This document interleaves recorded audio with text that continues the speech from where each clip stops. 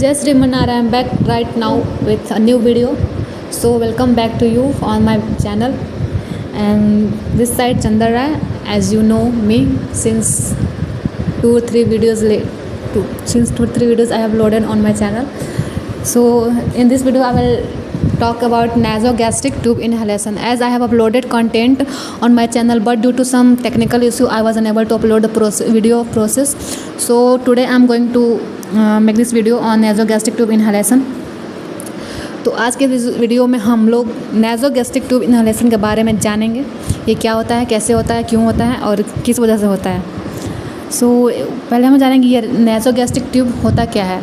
तो ये जो नासोगैस्ट्रिक ट्यूब है इसको रैल्स इंट्यूबेशन भी बोलते हैं, जो कि हमारे नाक से होते हुए स्टोमक तक एक पाइप जाता है, जो हमारे पेट के जो अवयव हैं, जो अनुवांशिक सब्सटेंस हमारे स्टोमक में, उसको आउट किया जाता है उस पाइप के थ्रू।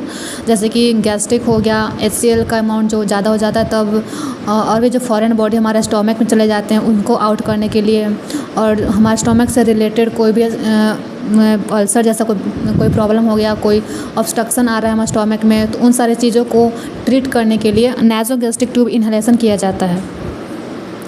तो हम जानते हैं कि इसमें मतलब ख़ास तौर पे किस चीज़ों के लिए मतलब ये किया जाता है। तो इसमें जो होता है, जैसे कि कोई भी पेशेंट है, उसका स्टोमक से रिलेटेड कोई सर्जरी करनी है, तो उस सर्जरी को प्रोसीड करने से पहले हम लोग उसका स्टोमक को वॉश करते हैं। तो स्टोमक को वॉश करने के लिए हमें इसी नासोगैस्ट्रिक ट्यूब को लगाते हैं, इसी रैल्स ट्यूब को इंसर्ट किया जाता है। और भी जैसे हमारे बॉडी में, हमारे स्टोमक में फॉरेन बॉडी इंटर कर जाते हैं, जैसे कि कोई ऐसे हैं जो नॉनवेज खाते हैं, तो नॉनवेज का जो बोनी पार्ट होता है वो हमारे स्टोमक में कभी कभी चला जाता है गलती से, और वो पता नहीं चलता है कि है, बट होता है, कोई प्रॉब्लम तो क्रिएट नहीं करता, बट हो सकता है प्रॉब्लम फ्यूचर में क्रिएट कर दे। तो उस बोनी पार्ट को आउट करने के लिए, या फिर और भी कोई भी फॉरेन बॉडी है, तो उस फॉरेन बॉडी को आउट करने के लिए हम लोग नासोगैस्ट्रिक ट्यूब को हमारे नाक से लेकर पेट तक इनहेल किया जाता है। और जैसे कि हमारे पेट में कभी कभी गैस्ट्रिक का जो होता है, गैस्ट्रिक बहुत ज़्यादा बन जाता है, तो उस गैस्ट्रिक लिक्विड को आउट करने के लिए नासोगैस्ट्रिक ट्यूब लगाते हैं। और कभी कभी ऐसे भी मरीज आते हैं हमारे पास जो फूड पॉइजनिंग के पेशेंट होते हैं, जो इनके स्टोमक में पॉइजन चला गया, खा लिए, या फिर गलती से कोई पॉइजनस चीज़ है उनके स्टोमक में, तो उस पॉइजन को आउट करने के लिए नासोगैस्ट्रिक ट्यूब को इनहेल किया जाता है। और हमें पता है कि हमारे स्टोमक में HCl का अमाउंट होता है, HCl होता है, यानी कि हाइड्रोक्लोरिक एसिड होता है हमारे, सल्फ्यूरिक एसिड होता है हमारे स्टोमक में। तो उस एसिड को आउट करने के लिए, जो एक्सेस अमाउंट में हो गया है हमारे बॉडी में, उसके लिए भी हम नासोगैस्ट्रिक ट्यूब को इनहेल करते हैं, ताकि हमारे बॉडी में जो HCl का लेवल हो वो बराबर मात्रा में हो, ज़्यादा में ना हो। और हमारे बॉडी में ऐसे भी बीमारियाँ जो स्टोमक से रिलेटेड, जैसे कि पेप्टिक अल्सर हो गया, पाइलोरिक स्टेनोसिस हो गया, इंटेस्टाइनल ऑब्स्ट्रक्शन हो गया, हेमोपाइटिक वोमिटिंग हो रही हो, या फिर ड्यूडेनम परफॉर्मेशन हो, यानी ड्यूडेनम हमारा ठीक से परफॉर्म नहीं कर रहा हो, तो इन सारे काउजेज़ में भी हम नासोगैस्ट्रिक ट्यूब को इनहेल करते हैं। तो पाइलोरिक स्टेनोसिस जो होता है वो ये होता है कि हमारे स्टोमक और इंटेस्टाइन्स के बीच में जो कनेक्शन बनता है, जहाँ पे हमारे कनेक्शन बनता है इंटेस्टाइन से हमारा फूड, मतलब स्टोमक से हमारा फूड जब इंटेस्टाइन में करता है, जिस पाथवे के थ्रू, उस पाथवे पे मसल्स का ज़्यादा हो जाना, ज़्यादा मसल्स बन जाना, ज़्यादा मसल्स का मतलब फॉर्मेशन हो जाना, जिस वजह से हमारा फूड इंटेस्टाइन में पास करने में प्रॉब्लम आती है। तो उस काउज में भी हम नासोगैस्ट्रिक ट्यूब को इनहेल करते हैं। तो इसे बोलते हैं पाइलोरिक स्टेनोसिस, यानी कि उस पाथवे पर ज़्यादा मसल्स का आ जाना। और इंटेस्टाइनल ऑब्स्ट्रक्शन मतलब होता है इंटेस्टाइन्स में जो ऑब्स्ट्रक्शन आ जाते हैं, जैसे कि इंटेस्टाइन में कोई प्रॉब्लम हो गया, या फिर कोई जो है उसका इंटेस्टाइन्स का मसल, या फिर उसका पाथवे भी सकरा हो गया, नैरो हो गया, या फिर उसमें कुछ ऑब्स्ट्रक्शन आ रहे हैं, किस तरह का कोई बीमारी हो गया है, अल्सर हो गया, कुछ भी हो गया, तो उस तरह की बीमारी में भी इस नासोगैस्ट्रिक ट्यूब को हमारे पेट में इनहेल किया जाता है।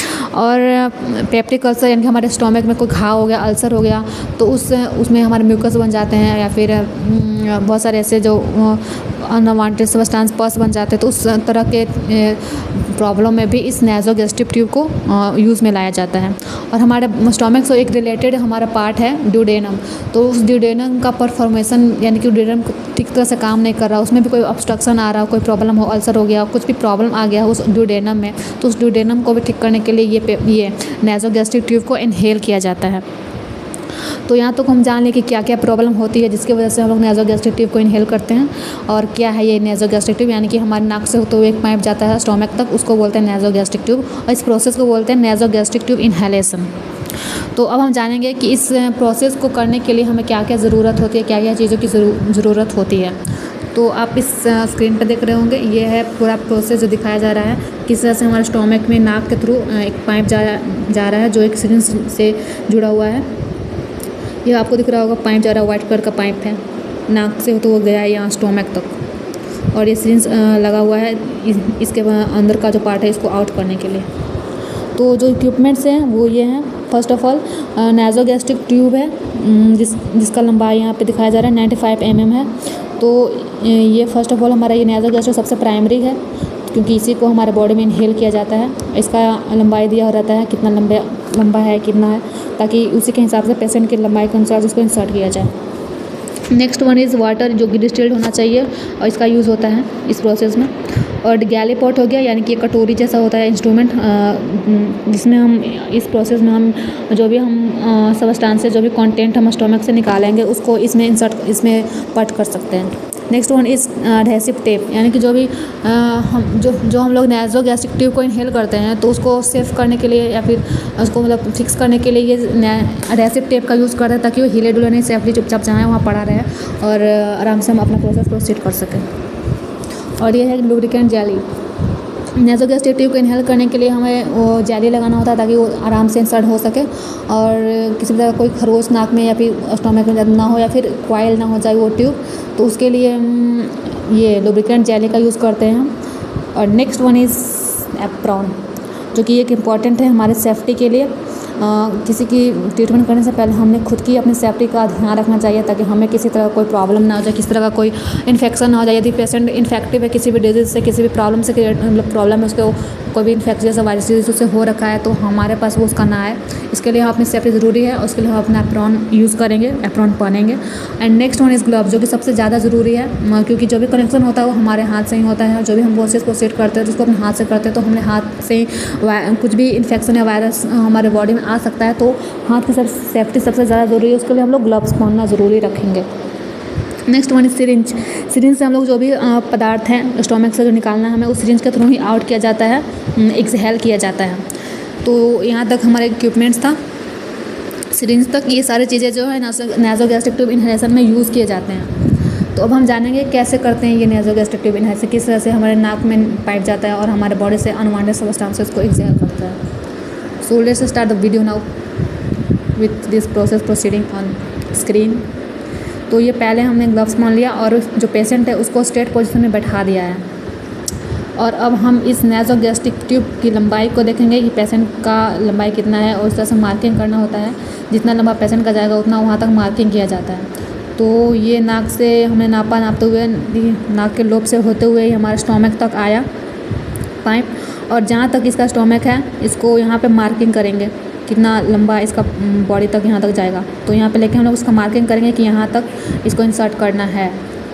अब हम लुब्रिकेंट जेली को इस ट्यूब में लगाएंगे ताकि ये आराम से नेज़ल कैविटी में जाए और स्टोमक तक इंसर्ट हो जाए। तो ये हम लगा लिया है लुब्रिकेंट जेली, और इसको हम इंसर्ट करेंगे धीरे धीरे। Gently the tube will go in nose and जहाँ तक हमें मार्किंग किया है वहाँ तक हम पूरा इंसर्ट करना है इस ट्यूब को। और हम पेशेंट को बोलेंगे धीरे धीरे स्वेलो का ये बनाइए ताकि ये आराम से चला जाए। स्वेलिंग टाइप का सिप टाइप का वाटर पेन जैसा कुछ मुंह बनाइए, मतलब वैसा करिए ताकि ट्यूब धंस जाए। और हम चेक भी कर सकते हैं कि ये ट्यूब जा रहा है सही से या फिर कॉइल हो जा रहा है। तो यहाँ से मुँह से हम देख सकते हैं कि ये कॉइल हो रहा है या फिर स्ट्रेटली स्टमक तक जा रहा है। तो इसका तो जा रहा था आराम से, और अब ये हम पूरा इंसर्ट कर चुके हैं ट्यूब को जहाँ तक मार्किंग था। और अब इसको हम फिक्स कर रहे हैं एडहेसिव टेप से इसके नाक पे, ताकि ये आराम से चुपचाप जहाँ है वहाँ पड़ा रहे और किसी तरह का कोई प्रॉब्लम ना हो। तो इसके बाद हमने ये करना है कि सिरिंज को लेना है और इस ट्यूब का जो सेकेंड एंड पॉइंट है उसमें लगाना है, और धीरे धीरे करके जो भी उसमें कंटेंट है उस कंटेंट को आउट करने के लिए हम सिरिंज को पुल करेंगे। तो इस तरह से हम लोग उसमें से जो भी कंटेंट है उसको आउट करने के लिए हम सिरिंज को पुल करके उसमें से आउट करते हैं। जो भी गैस्ट्रिक पदार्थ हो या जो भी हो, सारा कुछ इस सिरिंज से ही आउट करते रहेंगे। और जब हमारा प्रोसेस कंप्लीट हो जाएगा तो हम उस सिरिंज को और उस पाइप का जो ओपनिंग है उसको क्लोज़ कर देंगे और फिर धीरे धीरे करके उस ट्यूब को भी बाहर निकालेंगे। उसके नाक से होते हुए जो पेट तक गया था उस ट्यूब को बाहर निकाल लेंगे। और ये हमारा प्रोसेस प्रोसीड हो चुका है और हम अपना ग्लव्स जो भी है उसको डिस्कार्ड कर देंगे डस्टबिन में। That's completed. और इस तरह से हमारा पूरा नासोगैस्ट्रिक ट्यूब का प्रोसेस कंप्लीट हुआ। आपने देखा कैसे कैसे हमारे नाक से होते हुए स्टोमक तक ट्यूब गया और वहाँ से सारा जो पदार्थ था गैस्ट्रिक वैस्ट्रिक जो भी निकालना होता है, जो भी प्रॉब्लम क्रिएटिंग चीज़ है, जो फॉरेन बॉडी है, उसको हमने सिरिंज के थ्रू आउट किया। तो ये पूरा प्रोसेस को बोलते हैं नासोगैस्ट्रिक ट्यूब इनहेलेशन। तो इस इनहेलेशन के थ्रू जो भी एक्सहेलेशन होता है वो हम निकाल चुके हैं। That's it and we will meet in next video soon. Till then stay tuned with me, keep waiting for my video. Thank you, have a nice day.